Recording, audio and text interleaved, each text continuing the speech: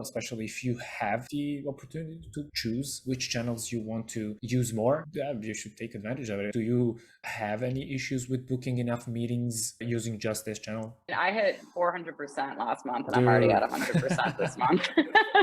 So yeah, I have no problem getting there.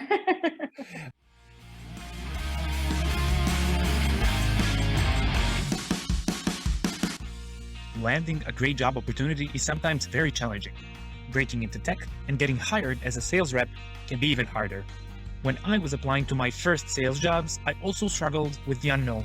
What to expect, what the tech industry was like, and how do I break in? After years of being an SDR myself, I've decided to build something I wish I had in the beginning. My name is Stefan, and in the SDR Hire podcast, I interview successful SDRs and salespeople who share their stories straight from the trenches. Learn how they got their first job offers, how they succeed every day in their roles, and what makes them stand out in their organizations. We all have what it takes. We just need someone to remind us of the opportunity and give us a better chance for success. Let's get your next SDR gig. Hey, welcome back to the SDR Hire podcast. I'm your host, Stefan, and if you're a new listener, this is a place where you can learn from top producing sales development representatives, or SDRs, what it's like working in tech sales, how do you break in, what do companies look for, and how to succeed as an SDR, all for free. Today, I'm interviewing Julia Carter, a sassy SDR who watches too much TikTok, or at least that's what she says. Julia is currently working as a senior SDR at a company called Marpipe. She loves talking anything ad tech or advertising technology about being an SDR, and of course, she loves sharing her passion towards New York. More about her story and how she ended up in the tech industry, we'll hear from her. Julia, welcome to the show. Thank you so much. I'm so excited to be here. Awesome. So let's just kick off with what's your backstory? How did you end up in tech sales?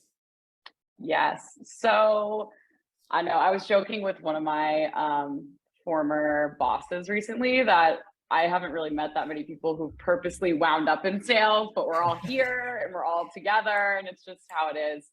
But I had graduated in 2020. It was really hard to find a job then, obviously. So I also really wanted to move to New York.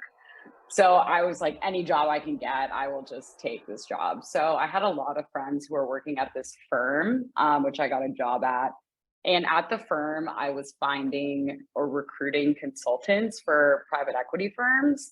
And so I was doing a ton of research on tech companies. And I was like, this is where all the money's going. I should probably work there. So I ended up doing research on my former company where I got my first SDR job. And I was just looking into the company and I thought it looked amazing. And I really liked the company values. And I just wound up with an SDR role there since it's pretty similar to recruiting in a lot of ways. So that's how I sort of wound up as an SDR. And then about a year after that role, I switched to Marpipe as a senior SDR. Very cool. And I think you're right. We kind of no one chooses this life on purpose. Well, we end up in tech sales, but I don't think that usually people feel bad for it or regret it at any point. No regrets. It's great, but it's I feel like most people I speak with, it's like, it's just kind of wound up here. So, okay, you ended up after that gig, you ended up at a company called Smartly.io, right? As an SDR? Yes. Awesome. Yes. Can you tell us just briefly what that experience looked like breaking into tech? So basically that was your first, let's call it a tech job, right? So how did that look like? Was it hard? How did you apply? What was the process like there? Yeah, so I would say from start to finish, the interview process was very standard. Smartly is an amazing company. They're, one of those places with 5 stars on Glassdoor, the employees really love it. They're based in Finland. So everything is just very positive and about your well-being, which I loved. But yeah, the interview process, obviously, standard. But once I got the job offer, it was a really great foundational role because the training was very robust. We were trained for, I think, 2 months, which is really a long time. Usually training's a week or 2. So training was really long, which I valued. And it was a pretty standard, I would say, SDR program. There were 6 SDRs, SDR manager, and we were doing very heavy, like diversified outreach. So literally everything, like video, calls, emails, LinkedIn, gifts, like every option under the sun we were doing there, which was a great like way for me to learn like what was kind of working, what was not. But yeah, I really loved my time there. Sounds really awesome and fun. And what's probably the most useful was the fact that you had all of those channels really touched upon, and you kind of got a chance to work through them and learn the hoops, right? Yes, totally. Yeah, because I feel like you need to test out everything to figure out what works for you, because every SDR job is so different. Like some jobs you're selling a $500 product that can literally be sold to anyone. Like that is a very different sell than someone who's selling a $50,000 a month product to like an enterprise brand. Like the strategy and the tactics that you're using for both of those, both are amazing gigs, but like, it's not one size fits all for Absolutely. SDR roles for sure. So it was a nice way to test there. And who were you selling into? Like, was it the enterprise target audience, or when you were at Smartly? Yeah, enterprise. So yeah, it was enterprise brands, which is obviously a roller coaster for anyone who's tapped into enterprise brands. Especially as the first role, like. I know. I was like, hi. Hi, Target. But on the other hand, you walk through the fire. You just kind of take the bandage off, and you're set to go for anything after that. Awesome. Totally. Yeah. Okay, cool. So what was like, just quickly, what was the interview process like? Meaning from the initial context up to the offer. Yeah, for sure. So there it was, standard. I applied, spoke with the recruiter, then I spoke with the sales manager and an SDR. I might have spoken with the sales manager, then the sales manager and an SDR, and then the sales manager again, or maybe it was either 3 or 4 steps. It was pretty quick. And one of the like assignments I had to do was, craft a cold email to someone, which I think is pretty standard. Honestly, I've seen a lot of roles doing things like that. So that was pretty easy. They say, oh, pretend you're crafting an email to the marketing manager at Walmart, like go on LinkedIn, find a marketing manager at Walmart, tag their LinkedIn in your draft, and like pretend like you're writing a personalized note to them. I think that made the difference there. Very cool. And how long did the interview process take until you got the offer, if you remember? Oh, probably a few weeks. It was pretty quick. And same with Marpipe, where I am now. It was really fast. This was, I think, faster though, because I'm coming from a competitor. So it was a pretty quick way in. Yeah. Which leads me to the next question. And that's, how did you end up in Marpipe versus Smartly? And can you compare the interview processes? Obviously, you kind of touched upon that already. Yeah, for sure. So yeah, Smartly was wonderful. Worked there for a year. I was seeking, just a different, more involved role. So Marpipe were like a startup competitor to Smartly. So it was a really easy fit for me. But in terms of the interview process, they had reached out to me as well. So it was kind of like a different process where Smartly, I applied into them, whereas Marpipe, they had reached out to me originally. And I just spoke with the hiring manager, spoke with the CROs, head of sales, CRO again, and then got the job. So it was a quick couple week turnaround, I would say, on both ends. Very nice. Very nice. And can you give us a quick rundown of what Marpipe does, or Smartly for that matter, but like just maybe you can tell us about Marpipe. Yeah.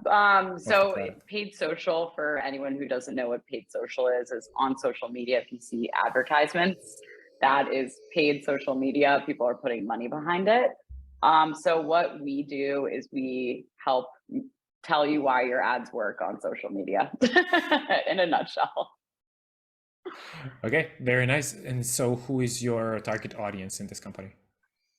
Yeah, I mean, it's hard to say. I would say like small, medium-sized businesses, anyone who's spending money on ads, preferably, e-commerce, retailers, things like that are really good fit for us. But anyone can really be a fit as long as they're testing and running ads and looking to, figure out why their ads are working, then they come to us.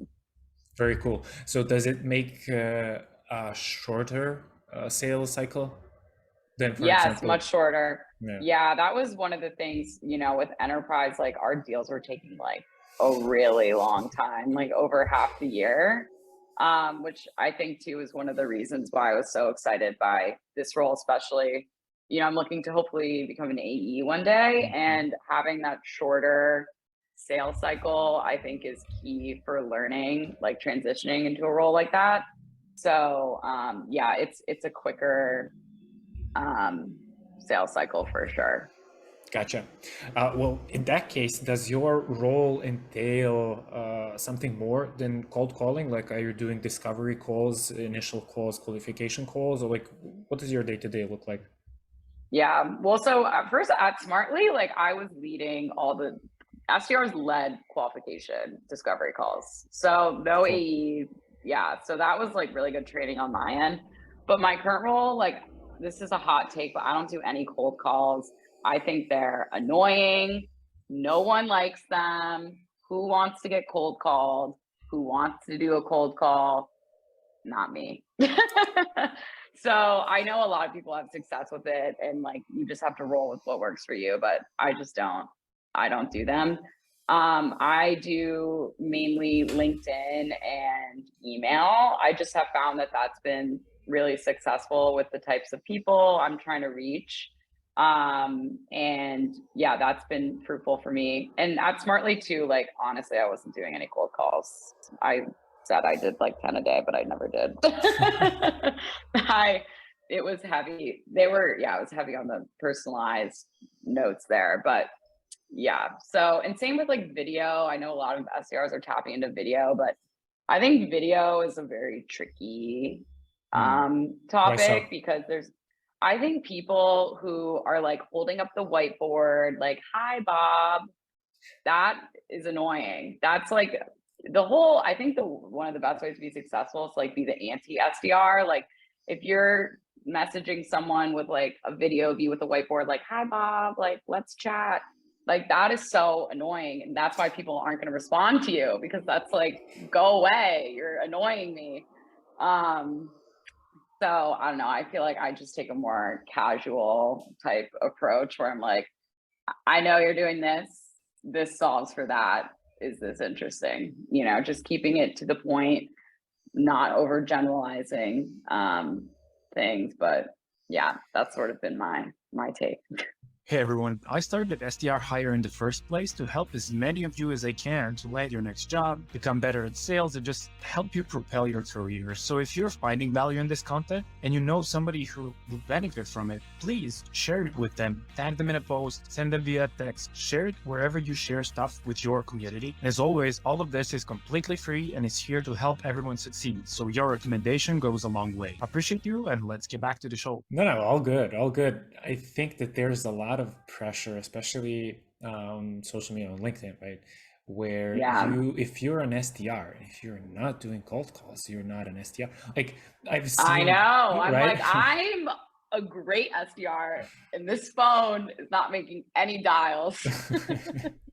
But it's still one of the most used channels in sales technology, and I mean in sales tech industry in general. Yeah. And like there is a reason why that's happening. However, I've also started my career as an SDR doing only cold emails, and I've been successful at it without having to do cold calls.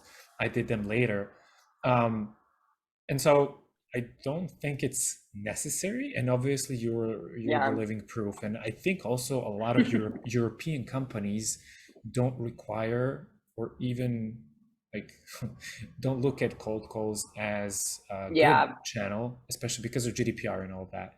Um, Yeah. so, I kind of felt a little bit like you were on the defense there. Like, I'm not going to do cold calls. I dare you to tell me something else. Yeah. Um, um, Yeah, no, it's fine. I mean, I think too, it's like I started working during the pandemic. I mm, think pre-pandemic, maybe cold calls would have been a better channel. And obviously they're very fruitful for a lot of people. I'm mhm, not knocking that. A lot of people kill it on the phones. yeah, We have people here who make dials and like kill it. It's not an unproven channel, obviously, but I think nowadays, like no one's really in an office, which is a challenge. So unless you have a mobile phone number, but with the mobile phone number, it's tricky because it's like, oh, that's their personal cell phone. mhm, And then mhm, people get weird about it sometimes. So yeah, I don't know. It really depends. I think if someone's engaging with you a lot, go for it. Call them up. But agreed. the cold mobile dial, I find just like doesn't end well more times than it does. I think that it ends with just what you feel comfortable with, right? Yeah. So, for example, you probably know this guy, Kyle Coleman. He Hmm. like he's the SVP of revenue, I think, at Clary, and he Hmm. often speaks. Although he does favor cold calls. He often says you need to find your way of doing Yeah. things in sales, including cold. Like if this opener doesn't work for you, like don't fucking do it. Go do it with Yeah. something else, right? So Totally.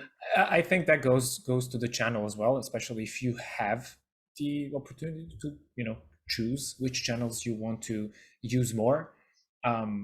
Yeah, you should take advantage of it. And I mean, is it like, are you on target in general? Like, do you have any issues with booking enough meetings using just these channels like No, email I and mean, I hit 400% last month and I'm already dude? at 100% this month.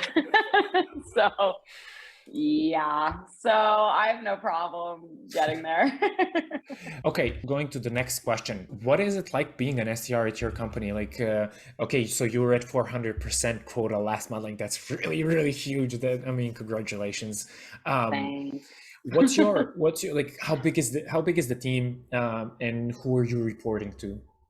Yeah, so I'm the only SDR, which is amazing. I think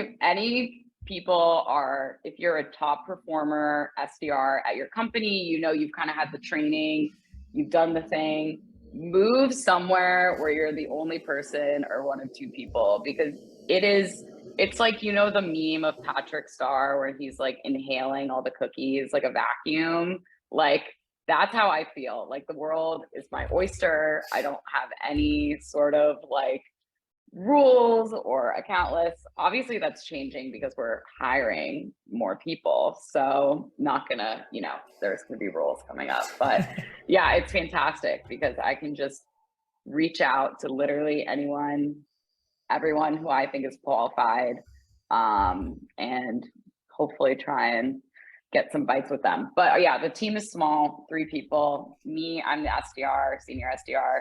We have a director of sales and a head of sales. So it's a tight knit group. We're looking to grow. But yeah, definitely the best thing ever though, being the only person. If you are successful and you've had that training under your belt, I would not recommend going to a startup if this is your first SDR job. That is a bad idea. I'm telling you right now. Good to know. Not a good idea. Yeah, I think it's a bad because it's not, resources are obviously limited. There's probably not going to be like really formal training. There's probably not going to be other people to really learn from in terms of, SDR wise. So I definitely would recommend starting with a larger group or more established SDR squad, then doing something a little smaller. Gotcha. Gotcha. So okay, you a small team, tight knit group of folks, you're crushing it. You're already at 100%, so you're gonna crush this month as well. What is that, X factor? What is it that's making you successful? What would you say? Yeah, okay, I'm sorry too. There's definitely some construction going outside of my window, but hopefully people aren't hearing it too much. But yes, so what makes me successful? I think a couple things. I think three things. Like one thing I think is really important is if you're in an SDR role, like, and you have the opportunity to go into the office, go into the office. And the reason I say that is because being surrounded by other AEs, other SDRs, other like sales engineers, products, all these things, you're going to learn so many nuggets of information that will just make you like more knowledgeable and therefore able to tailor your outreach correctly.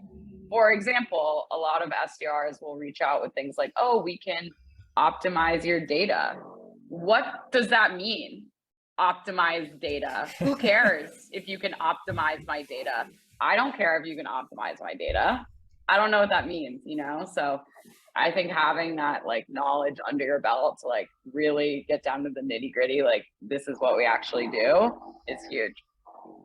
I think too, just having a like more casual kind of anti SDR approach where it's like, hey, like using a lot of like plus signs, a lot of lowercase, just like stating the facts and avoiding all this like, EBGB stuff. Like, okay, here's a screenshot of like what the data we can provide to you looks like. Like, this is what you're doing. Do you want this? Here you go. I think that's helpful because I like to think of it like a recruiter's note. Like, when you get emails from like recruiters and they're like, we have this amazing role for you. Like, it's gonna be so great. And it's like, well, what's the role? What are you talking to me about? Like, that's exactly what prospects are thinking when they get a note from you, because they're like, you can optimize my data? Like, I don't care. Mm-hmm. So having like a more like refined and casual like language, I think has been really helpful. And strike when the iron's hot. If they're engaging, just hit them where it hits home. Uh-huh. That sounds good. Okay, so I'm and this is one of the new questions that I implemented just recently. What is the most creative way, let's put it like that you've booked a meeting with a prospect so far, if you can remember one? Oh God, I've tried different things. Like at my old job, I was really like getting creative because I was honestly bored. Like we were just doing so much like of this generic personalization. I was like, this is so boring. I need something interesting. So I tried making some TikToks to send to people, but I found that sending TikToks is like, it's not it, because you have to send it as a video file or a public link. And then if it's a public link, it has to be on the internet. And it's like this whole thing. So I tried doing that, but I don't know, creative. Like, I think I have like a pretty standard, like callback response. If people are engaging, I'll usually send them like specific things they're doing today and like how I can fix it. Oh, here's the most creative thing, or not creative thing. But one time I saw this company was using one of our competitors and I just like respectfully roasted them. I was like, they're great for other things. We're great at this and they're really expensive. And you're probably losing money using them. And that worked. As long as it Not works. the RFP, yeah. Hey there. I wanted to let you in on a couple of additional resources available other than the podcast and the social media content. So I recently started a newsletter where I break down the best pieces of advice from the podcast about getting hired, how to be a top performing sales rep, into actionable nuggets that you can apply literally as soon as you read them. And in addition, if you're currently looking for an SDR role, you can fill out a form to let me know, and I'll do my best to help put you in front of tech companies hiring for SDRs. All right, back to the show. Very cool. Okay, now I like asking this question just because it can surface something interesting that could be useful and actionable for the audience. But roasting competitors is also a good one. Yeah, that's never a good idea. Never roast. Like, this was a Hail Mary. They had told me no so many times, but I needed them. They were spending $30 million a month on Facebook, I think. And I was like, Wow. I need you now. So yeah, don't recommend doing that normally, but it worked. It was a respectful, it was more of a highlight. So, but yeah, normally I talk very positively of competitors. Don't bash them. as you should. I think that's a good practice. And yes, always talk highly. yeah, I mean, exes and competitors, right? I know, literally. Except for that, yeah, that one time where it worked in a commie meeting. But yeah, no, there's always nice ways. There's always the one time. Well, yeah, for sure. I'm really sorry about. Is this construction noise really bad? It's okay. It's okay. I'll just edit it out Sorry. or something. All good. I'm sorry. Yeah. We'll manage. Okay. Of course, the one time. The one time you get invited to a I know, podcast. the one time I need to record something, construction outside the window. See, that's why you shouldn't be doing any videos, right? Video prospecting. Yeah, absolutely not. It can stay, but the whiteboard needs to go. The whiteboard with the name needs to be obliterated. By the way, speaking of background noise, there's this really, really awesome tool that I've been using. It's like cheap as hell. It's like $5 a month. Oh. Yeah, it's called Crisp, like with a K. Oh, I've heard about this. Mm-hmm. Okay, And I need to get that. It's literally doing magic. I've been in a coffee place talking with my boss, and Yeah. that was like a year ago. And there was like music and loud people all around me, And it was like, quiet? zilch, like literally nothing. So Oh my God, I'm gonna get it. yeah, you I'm gonna should. get after this. Honestly, I'm thinking of asking them to like sponsor or rather them to sponsor the Yeah. podcast, because it kind of makes Yeah. sense. It does make a lot of sense. And if it's $5, like Yeah, I think whatever, something it's like so that. Like cheap. yeah, it's $10, $5, whatever. That's so cheap. Can you tell me like what do you hate about being an SDR? Oh yes. I think there's a couple things there's a lot of things, like anyone, if you're choosing this job, like this job is like straight rejection and pain, but the highs are really high. Yeah. So, it's definitely not a job for everyone. I would, if you're okay with pain and being rejected, then this is the job for you. But I think that when people reply unsubscribe to me, it really irks me, because especially if you personalize, like edit something for someone and they say unsubscribe, I'm like, just tell me no. Just tell me no, thank you. That's all you have to do. And also, I think all these people are unaware that if you reply, you're automatically taken out of a cadence. So it's like, you don't need to say unsubscribe. All you can say is no, or no, thank you. So that drives me up a wall, because I'm like, I'm not a robot. You can just tell me no, not unsubscribe. I don't know when that became a practice. But yeah, that definitely drives me up a wall. Oh yeah, very, very relevant. I'm sorry, very, very relatable.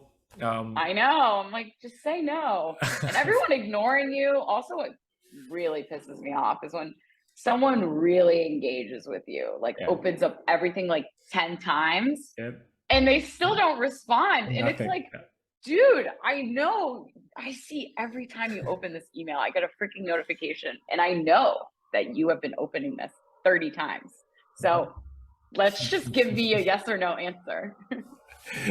This one time I had a situation where I really wrote an amazing email to this VP of sales. I was selling SDR as a service. And I got an amazing response from him. And so I was not by my computer, so I was somewhere out, and I was like, okay, I mean, whatever comes in, I'm gonna respond in like 30 minutes. That's fine. Oh yeah. Oh no. And so that's right. Oh no, because oh no, what did he do? He responded like, oh, this is an awesome email.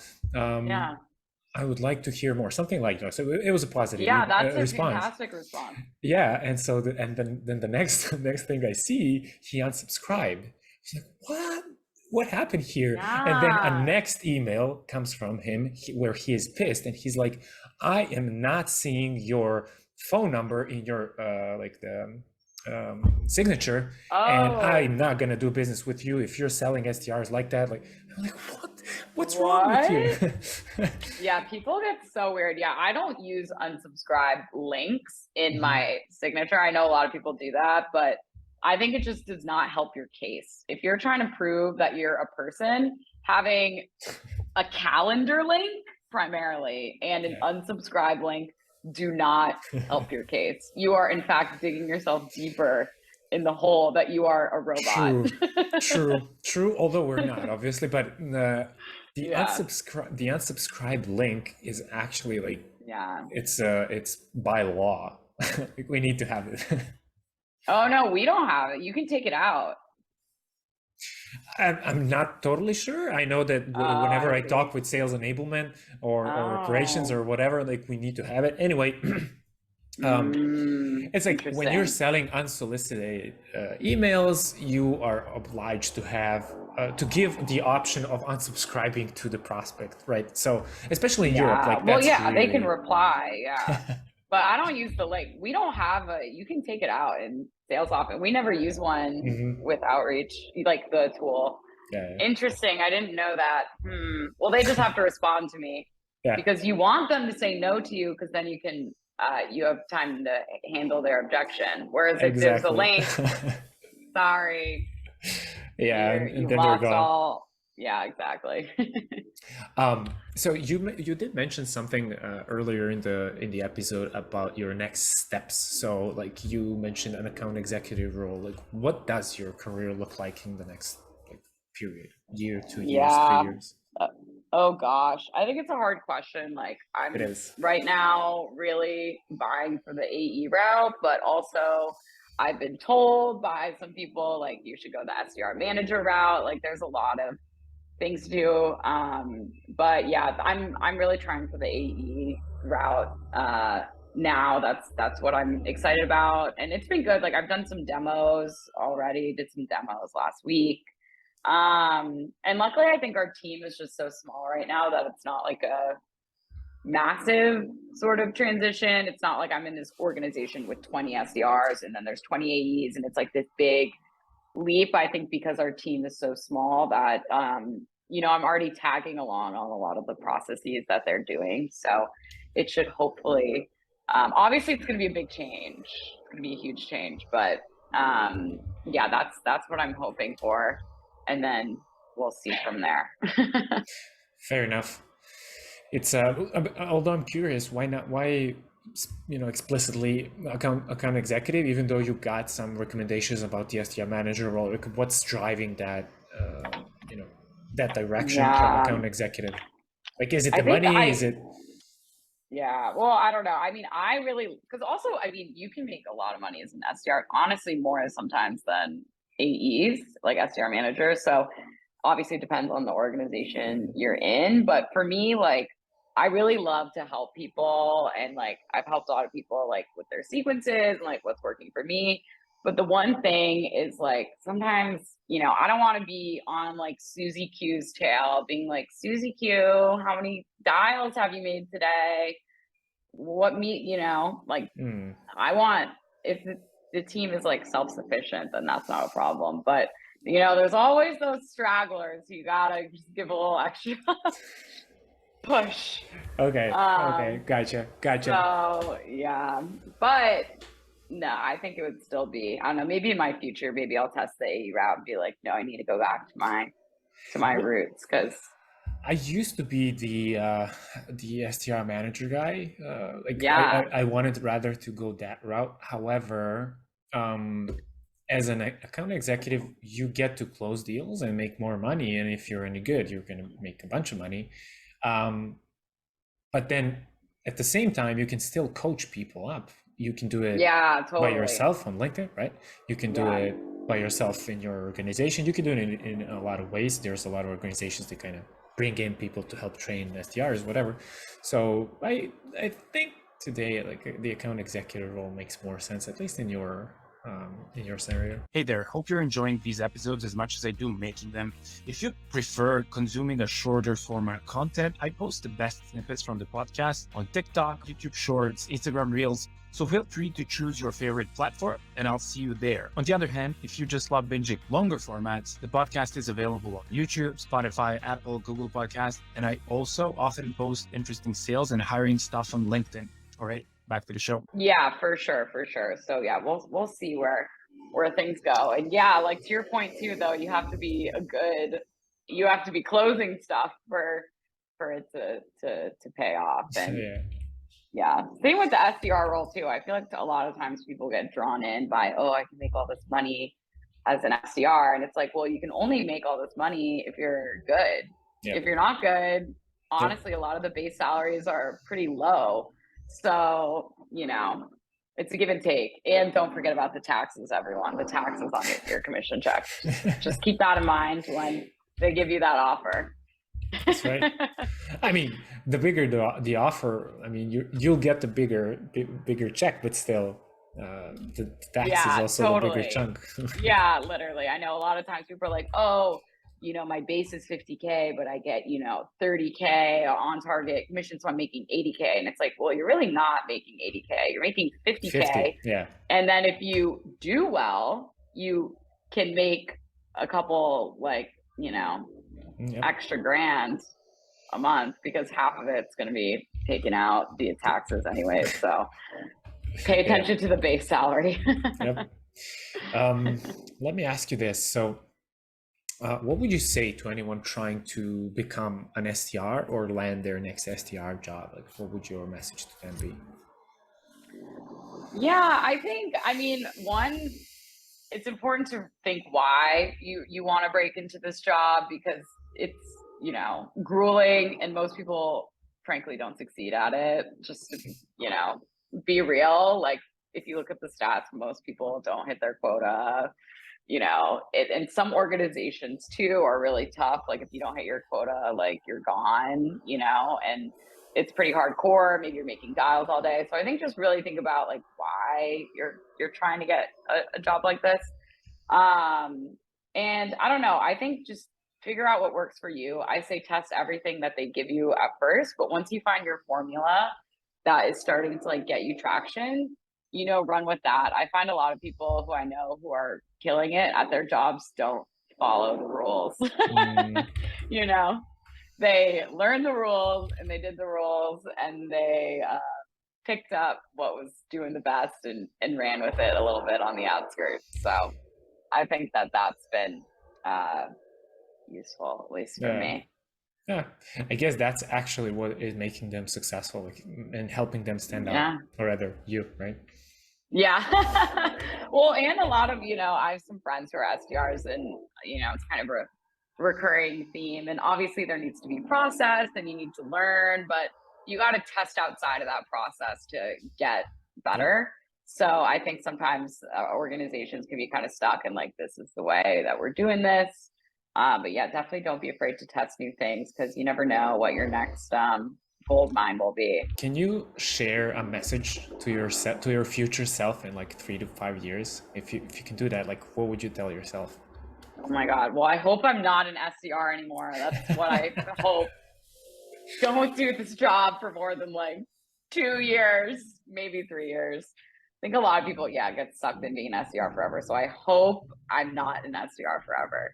But yeah, I hope though I'm using all the skills that I've learned to like generate my own pipeline. Like, this job is like grueling. Obviously it's an entry level job. Like, you're doing bitch work, but hopefully you can, apply that. I can apply that moving forward and generate my own opportunities and keep things, moving and grooving. So yeah. And hopefully I'm like, smashing it and closing some deals. Sounds nice. Okay. Well, we'll see. We'll see. Well, I mean, 3 to 5 years, like, who knows what can happen. Yeah, that's like a long time away. As long as I'm not an SDR, like, then I'll be happy. Oh, is it that bad? No, it's just like, don't do this for more than 2 Yeah. years. You're going to burn yourself out and you're going to be depressed. Although there really are some people who they enjoy every aspect Yeah. of being an SDR in any way. Yeah. And so, you know, Yeah. Couldn't be me, but happy for them. yeah, fair enough. How about this? What would you say to our next guest without even knowing who they are? What would you send them as a message? Oh, so what should I say to them? Mhm. Oh, goodness. Without knowing who they are, I don't know. I'm curious to know like what other people like do every day as an SDR. Like I'm always curious like what people are up to. But I don't know. What I would say to them is I hope they're doing great. And what their secrets are.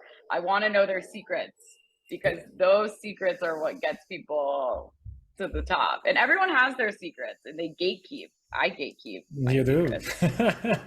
Sometimes I share a lot of them, but I want to know what people's secrets are to how they're getting so many meetings. Awesome. Everyone has them. You all you have to do is just subscribe to the SDR Hire podcast and just watch every episode, and you'll see Exactly. what people's secrets You'll get are. all the secrets. Yeah, exactly. that's the idea. Okay, so here we are gonna go into the rapid questions part of the show, and then we can wrap up. So the first thing is, what is the best SDR learning resource? Oh, I think other people, like other SDRs and your company, learn your product, your people. That's the best resource, knowing what you're talking about. Awesome. What is the best SDR skill? Oh, mindset, energy, passion. Awesome. Who is the best SDR creator to follow? Oh, honestly, I think a lot of SDR creators are just kind of annoying. So, well, for you, I don't have a favorite. Okay. I don't have a favorite, but there's a lot of good nuggets of information out there. But take everything with a grain of salt. Fair enough. That's my advice there. Okay. I think you answered this already, but just for the sake of asking, what's your favorite SDR channel? Email. There we go. Okay. Email always. What's your favorite, email opener? Like, how do you kick your emails off? Oh, love the ads you're running on social. Do you oversee them? Just like that. Yep, that's the one. Awesome. What is your favorite call to action? Oh, let me know your thoughts. Always sign off with speak soon. Never best or thank you. Speak soon. Nice. Keep them on their toes. You're gonna like this one. What's your favorite tech sales acronym? Oh, acronym. SaaS, obviously. SaaS. A little sassy, can go into everything, but yeah. Gotcha. Just for our listeners, can you explain what SaaS means? Oh, software as service. There So all the future SDRs, this is what your life will be. SaaS. Well, awesome. Hey, this was great. I really enjoyed chatting with you. I feel a lot energized. And, yes. This was cool. I really also enjoyed, I didn't get a chance to ask you this, but you've been publishing on LinkedIn lately, or at least that I've been seeing. Like, Yeah. I started following you recently. So what's driving that? Like, do you have a strategy, or did you just see that everybody's doing it and you're just like... Yeah. Well, so LinkedIn's been really helpful. Definitely recommend to everyone out there, post stuff. And a lot of times people are like, I don't know what to post. There's so much to post. Just come up with an idea and just freaking do it. But I think I started, honestly, I was posting TikToks on LinkedIn and those were getting a lot of engagement. And it was kind of like a meme because I was like, being an SDR is a meme. Like you're just being rejected every day. You're doing like the most ridiculous things to get meetings. Like I was like, this is hilarious. Started that way. And then I kind of just found this, like, I think a lot of the advice out there is so like, I woke up at 7 a.m. and I made 50 cold calls so I could book 10 meetings. And it's like, that is so unrealistic. and no one has time for that. So I'm trying to bring a little bit of a different perspective to what people are doing, or help them, take things a little bit easier on themselves. Yeah, unfortunately, LinkedIn really attracts. Oh my God. People are posting the craziest stuff, and it's I figured out how to hack outbound. Buy my $200 playbook so you can learn too.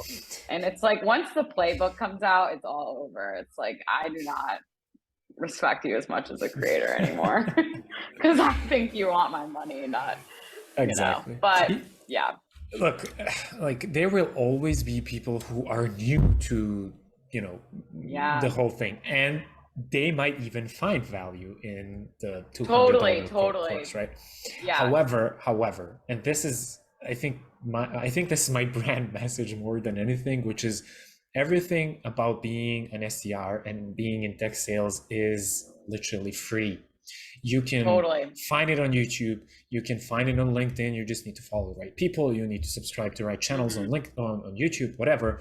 And it's already free. What everybody's doing, like 99% of those courses and programs, they're not a ripoff, but they just aggregate things that you can already find. Like, if you're short on time, for sure, like, pay $100, $150, invest in yourself. But like, if you have the time, I think like you can find everything online. So that's kind of my mantra. I want to keep everything free for SDRs. Yeah, and for sure. Yeah, hopefully get people hired. Yes. This was really cool. By the way, speaking of hiring, we're hiring. That's what I wanted to. We're hiring. We need experienced SDRs. So there we go.